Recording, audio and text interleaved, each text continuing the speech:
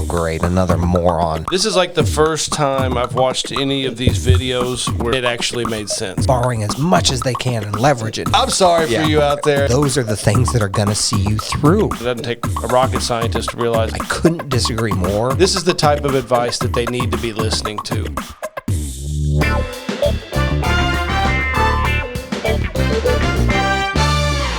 Hey everybody, you're kicking it with the Homeboys, and we are bringing you another episode of Moron Real Estate.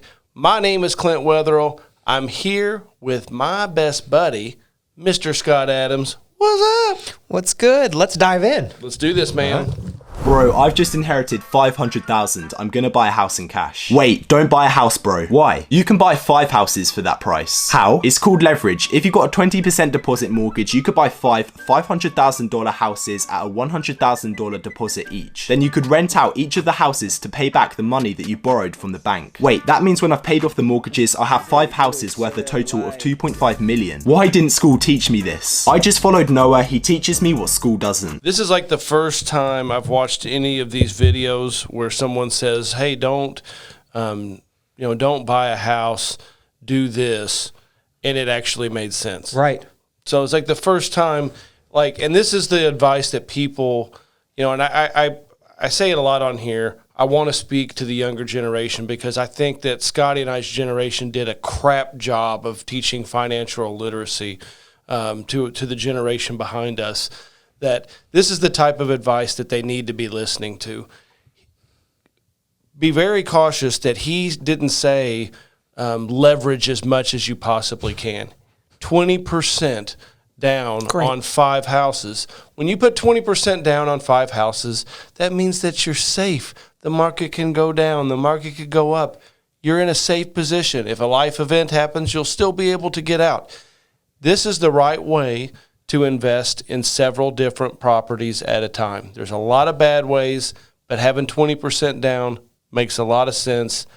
And this is a younger guy that is actually really putting good advice out there for his generation. People need to listen. I couldn't agree more. I mean, kudos to this guy. Like Clint said, when it started off, I immediately started shaking my head and thinking, oh, great, another moron. And this kid is passing on the knowledge, and he's engaging enough that I have a feeling people are going to start following him big time if they haven't already.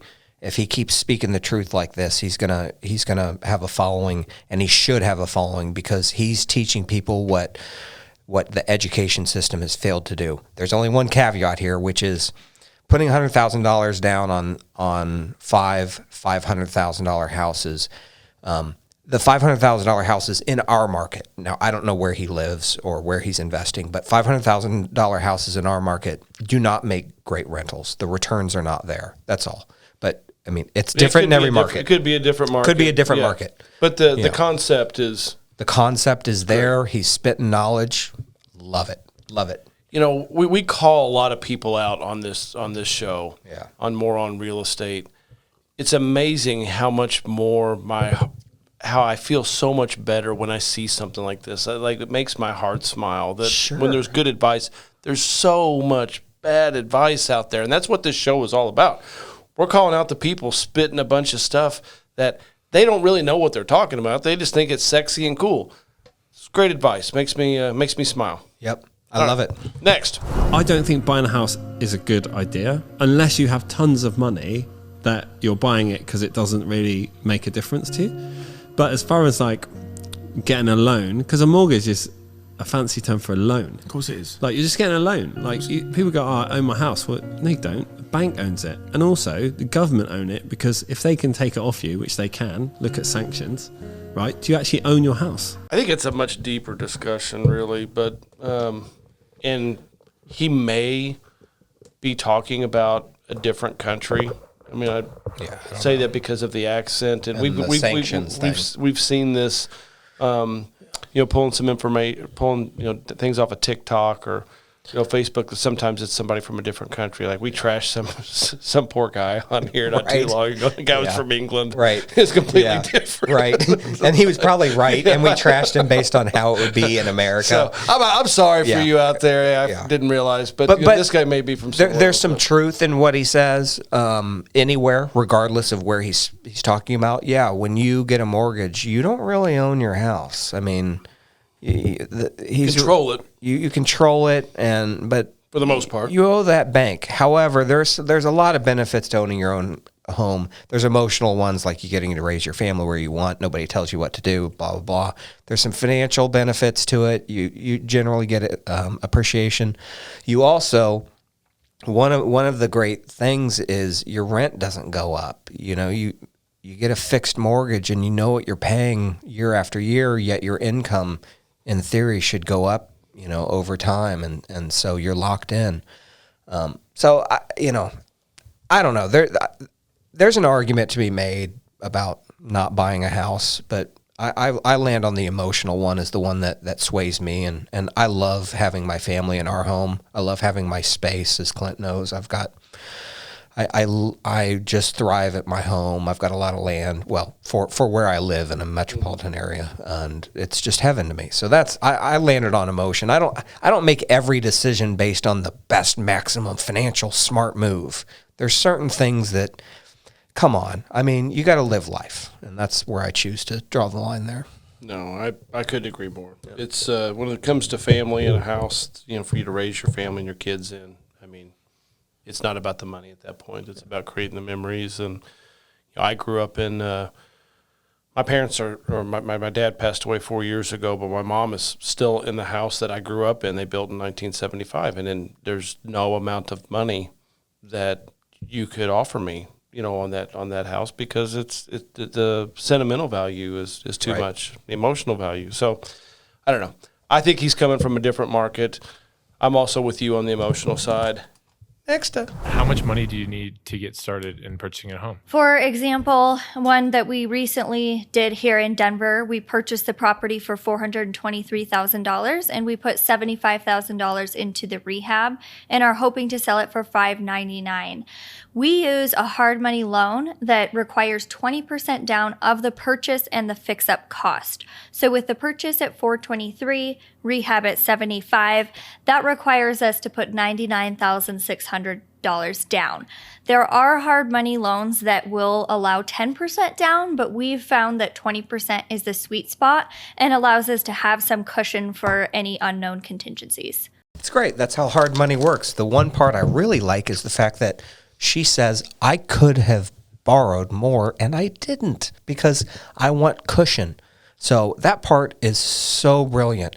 People are just borrowing as much as they can and leverage it, and I can flip these houses with no money of my own.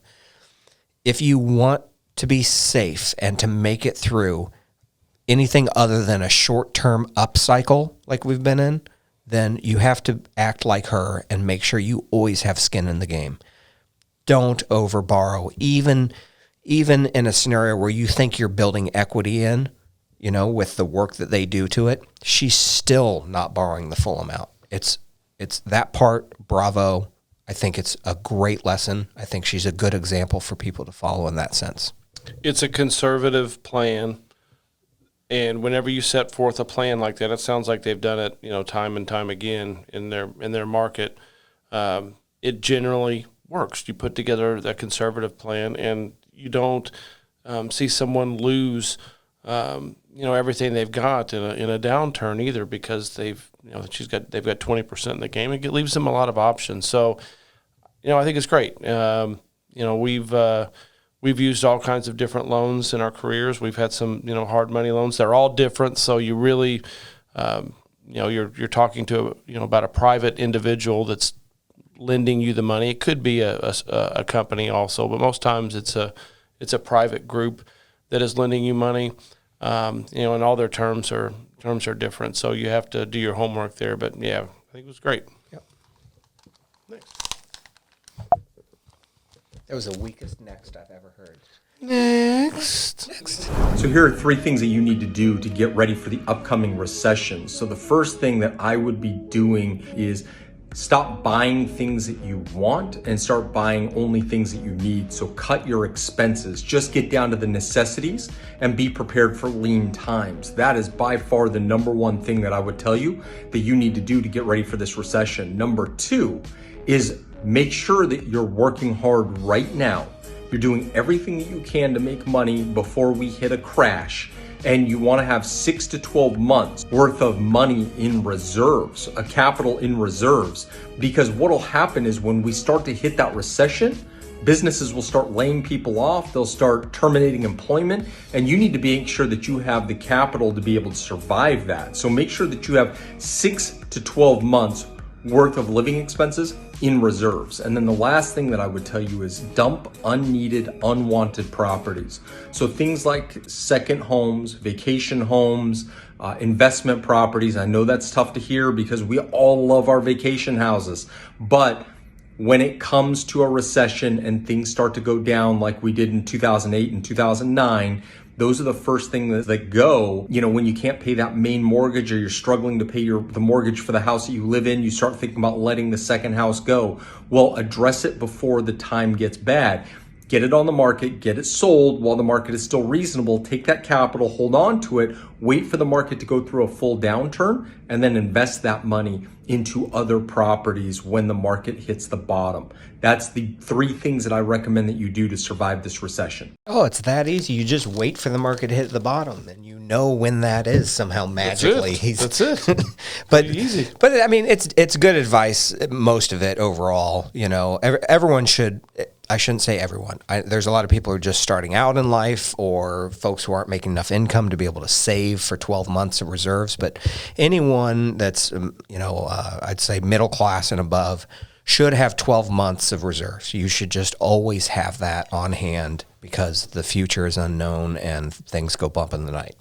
The part about selling off properties and things that you don't need, completely agree. Completely agree. If you don't own those with cash and you have loans on them, you know, RVs and boats and second homes, if you don't think that you could make it through years and years without income coming in and still keep those, then now I agree. Now's the time to sell them because you might be forced coming up. However, the one part I disagree, and I think you should get rid of any investment properties that are bad performers. But I think you should replace them with good performers because those are the things that are going to see you through a recession and a pullback. Having rental properties through a downturn, we've lived it. It is one of the key tenements to get you through those periods. It creates income even when you can't. And during a downturn, people turn to rentals more than owning. And suddenly you've got a property that's very high demand and is cash flowing and can help shore up your finances when you're not strong enough to get yourself through. So I couldn't disagree more about selling all investment properties and waiting for the bottom, which you'll magically know when the bottom is. Nobody can time that. It's bull crap. But don't sell all of your rental properties. It's the worst thing you could do. Sell the bad performers. Now is the time. Clint and I are doing it. We're going through our whole portfolio.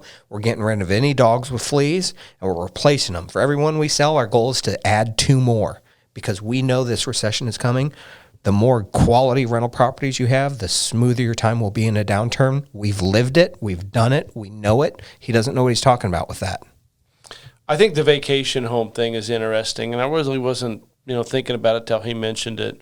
But I think one thing to add on the whole vacation home is during a recession, if you've got a lot of people use their vacation home as also a rental, Airbnb, whatever, those numbers come down significantly also. So you do need to think about that on a vacation home. If you were bringing in $50,000 of rental income on a secondary home through these amazing times, you're looking at $35,000 that it's going to bring in. So, factor that in. I don't want to get rid of it. I have a vacation home. I don't want to get rid of it.